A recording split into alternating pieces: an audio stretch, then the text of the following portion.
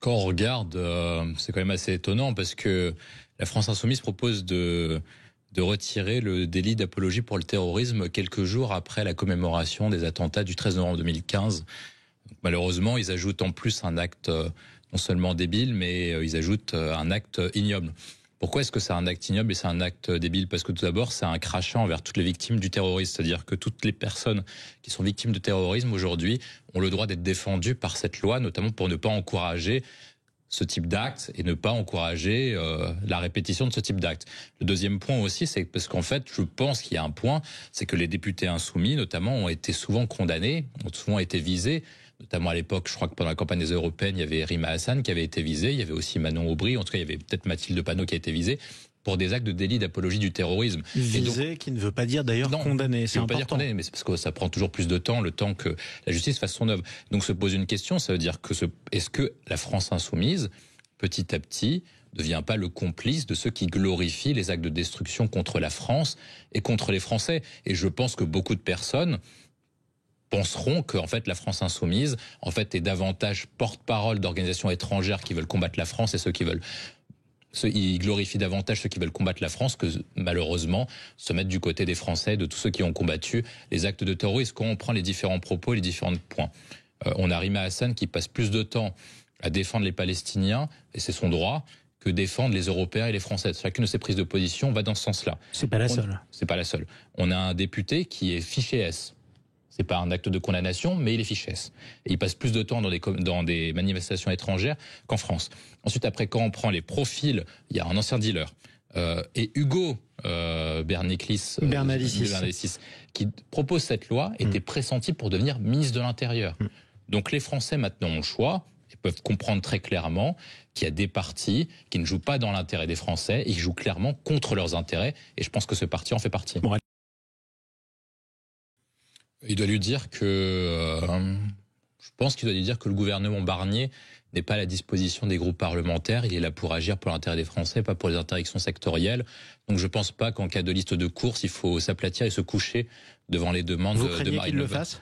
Je sais pas si je crains qu'il le fasse, mais je pense qu'il y a une tendance du fait que, comme son poste est en jeu, on peut avoir tendance à rompre avec certains de ses principes, mais je pense pas qu'il le fera, parce que c'est pas ce qu'il a fait à l'époque lorsqu'il était négociateur du Brexit avec Boris Johnson. La clé, notamment avec Marine Le Pen, c'est de montrer qu'elle a plus à perdre en faisant tomber le gouvernement qu'à y gagner. Pourquoi ? Premier point, c'est que si par cas elle fait tomber le gouvernement, on arrive sur une situation où on n'a pas de budget, on n'a pas de gouvernement, donc vous ajoutez une crise économique, une crise financière à la crise politique. Le deuxième point, c'est que le Rassemblement national prétend aujourd'hui vouloir agir dans l'intérêt des Français. On va poser une question qui est simple. Est-ce que le budget est le meilleur budget de la planète ? Je pense qu'on en conviendra qu'il est adopté dans un tel contexte particulier, et on sait que Michel Barnier n'a eu que 2 semaines pour pouvoir le faire. Par contre, si par cas il n'y a pas de budget, les agences de notation vont dégrader la note de la France. Les taux d'intérêt vont augmenter. Donc la charge de la dette va augmenter. Et petit à petit, les Français vont payer plus en charge de la dette potentielle avec une éventuelle crise économique que ce qu'ils auraient dû faire avec des éventuelles baisses de dépenses publiques ou d'augmentation d'impôts. Donc, ce qui va se passer en cas de motion de censure contre le gouvernement est plus grave que la prétendue défense de pouvoir d'achat des Français. Il suffit de reprendre un exemple. Lorsque on a eu la crise de la Grèce, avec un scénario qui était très simple, en quelques jours, on est passé de 4% de taux d'intérêt pour les Grecs à 20%. C'est-à-dire que la charge de la dette a été multipliée par 5 ou par 6. Et donc les Grecs ont perdu, je le rappelle, 5 à 10% de leur niveau de vie, et ils ont perdu 20 à 25% de leur PIB en 1 à 2 ans. Si par cas vous arrivez sur le même scénario de la France, ça veut dire que les augmentations d'impôts, les factures d'électricité, ça coûte quoi ? 100, 200 euros, éventuellement, dans le pire des cas, par mois. Mais dans le scénario inverse, si vous perdez 33% de votre budget, eh ben les Français perdraient en moyenne 600 euros par mois. Donc je pense que le remède est pire que le mal. Donc le médicament n'est pas bon, mais en tout cas, il faut quand même le prendre. C'est ce que vous nous dites. Malheureusement, c'est quand même compliqué. Mais effectivement, je pense qu'il faut quand même rappeler que Barnier a arrêté une situation qui n'était pas forcément la plus optimale de tous les temps.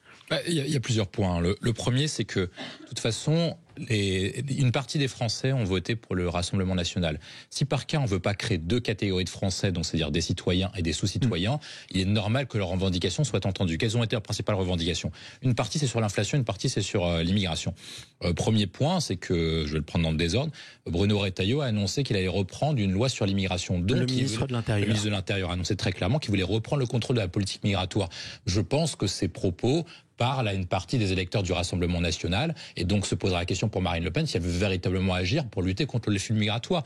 Est-ce qu'elle veut faire en sorte uniquement que ce soit uniquement un fonds de commerce, ou elle veut faire aussi en sorte que ce soit une capacité pour la France de pouvoir maîtriser ses flux, pouvoir protéger ses frontières, accueillir ceux qui doivent être accueillis et éjecter ceux qui n'ont rien à faire sur notre territoire. L'autre point, c'est sur la question de l'inflation. Pour pouvoir agir clairement contre l'inflation, on l'a vu dans différents pays, il faut pouvoir agir concrètement sur le fait d'augmenter le niveau de vie de chacun des habitants. Or, actuellement, on n'a pas de politique de réforme structurelle. Si par cas, les députés du Rassemblement national ne veulent pas uniquement faire un coup électoral, mais veulent soutenir concrètement des projets de loi de réforme, je pense qu'ils doivent attendre après le budget, notamment après le discours de Barnier qui annonce un calendrier de réforme pendant 2 ans et demi, notamment pour débureaucratiser. Il a annoncé un point très clairement.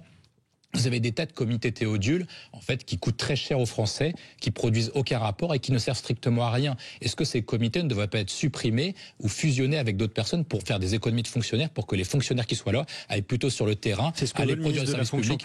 Je pense qu'il a tout à fait raison. L'autre point qui est intéressant des taxes et des revenus, si par cas le Rassemblement national veut soutenir le pouvoir d'achat des Français, je pense que très clairement, il faut baisser les impôts, dans la mesure où la France est le champion du monde des prélèvements obligatoires, et pourtant on voit très bien que petit à petit, et malgré le fait que la France soit championne des dépenses sociales, on n'a jamais eu autant de pauvres, on n'a jamais eu autant de Français qui mangeaient pas à leur faim. Et donc ça montre très clairement que l'augmentation des dépenses, l'augmentation des impôts ne permet pas de l'augmentation du niveau de vie. Et c'est peut-être à ça qu'ils doivent servir. Et ce sera le mot